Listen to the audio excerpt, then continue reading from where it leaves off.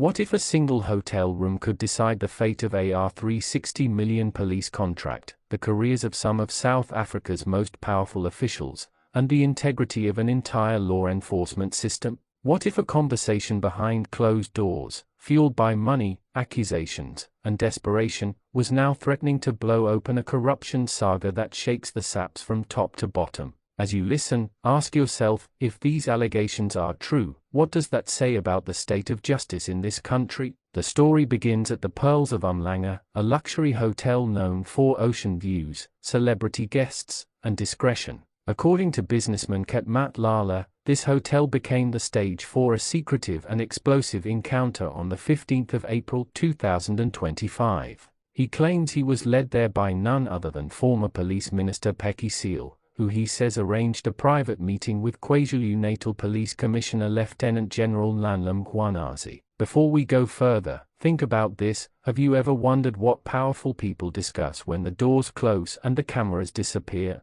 Matlala says the purpose of the meeting was simple: he needed help. His company had been awarded a massive R360 million SAPS health risk contract, only for it to be abruptly cancelled. He alleges that Cele sent him to Mkhwanazi to fix the situation, to restore the contract, or at least smooth over the fallout. But what he claims happened next is what stunned the Ad Hoc Committee and triggered national outrage. According to Matlala, cash exchanged hands. He insists he gave money directly to Mkhwanazi during their hotel discussion. No paperwork, no contracts, no witnesses. Just an alleged envelope, a hotel room, and two men whose stories now stand in absolute conflict. Ask yourself this: in today's world of technology, would you ever hand over cash in a hotel without any proof, especially in a deal this large? But the denials came fast and hard. Cele admitted he had met Matlala before, but rejected any involvement in arranging a meeting with Mkhwanazi. Mkhwanazi himself denies the encounter ever happened at all.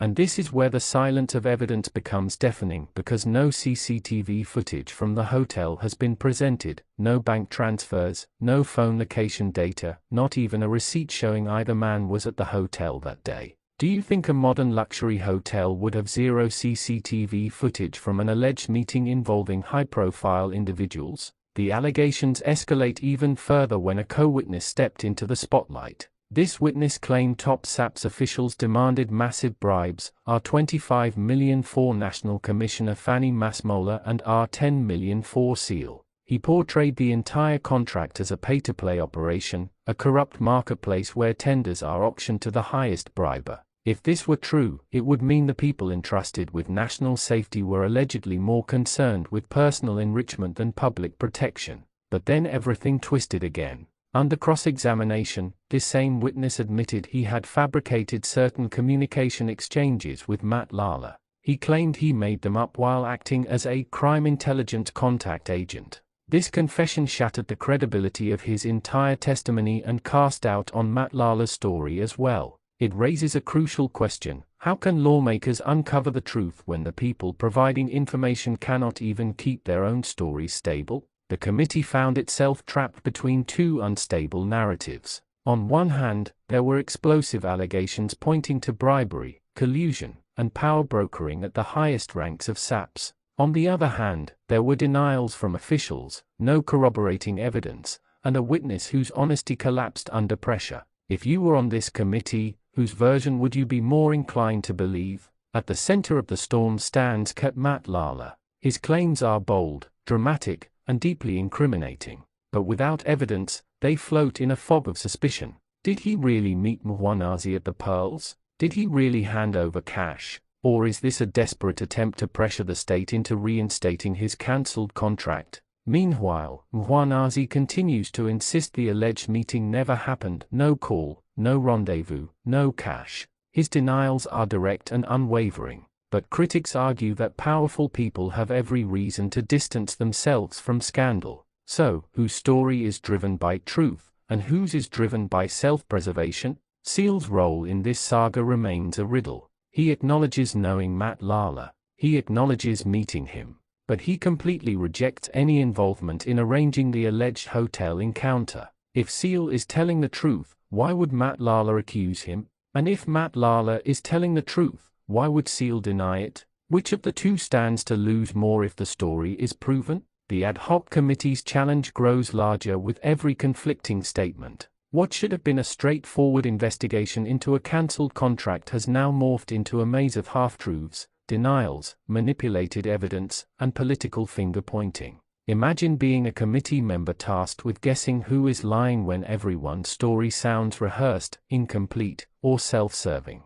Then comes the issue of the missing CCTV footage. A luxury hotel, known for elite clientele, claims it has no evidence confirming whether these individuals were present at the time. In a world where almost everything is captured on camera, does that sound believable to you? As more witnesses testify, each brings their own contradictions. Some support Matlala's claims, others destroy them, and every time a statement collapses, the entire narrative shifts again. Picture a puzzle where half the pieces are broken and the other half don't fit. This is what the committee is dealing with. The credibility crisis worsens with every revelation. A witness lies, another backtracks, a third conveniently forgets important details. The committee's task now is not simply to determine what happened, but to determine who among the accusers and accused is capable of speaking the truth at all. Meanwhile, the public watches with growing frustration. A R360 million contract, massive bribery allegations, high-ranking police officials, a luxury hotel meeting, and at the end of all this drama, no definitive evidence. Would this frustrate you? Would you demand stronger transparency measures in government contracts? Each testimony adds a layer of suspicion. Was the contract cancelled for valid reasons, or because someone didn't get their cut? Was the hotel meeting real, or a completely manufactured tale? Did the witness fabricate messages on his own, or was he helping someone craft a convenient narrative? Every allegation of bribery threatens the credibility of SAPS leadership. If the public cannot trust its police, how can law and order survive? How can communities place faith in a system that appears to be tangled in corruption, denials, and power games? As the committee continues its work, pressure mounts for answers. But with no evidence and contradictory stories, the truth may remain buried under layers of political mudslinging.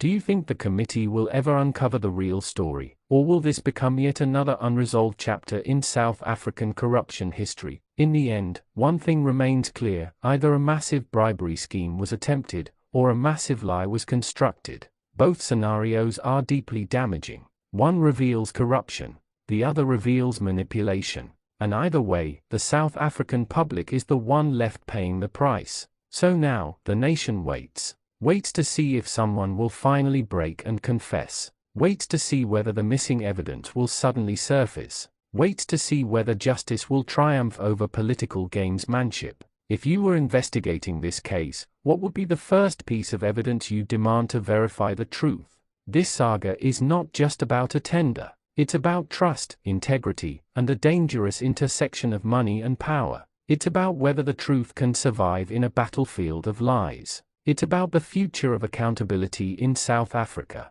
And as this investigation unfolds, one final question hangs over the entire country. In this clash of allegations, who will the evidence eventually betray?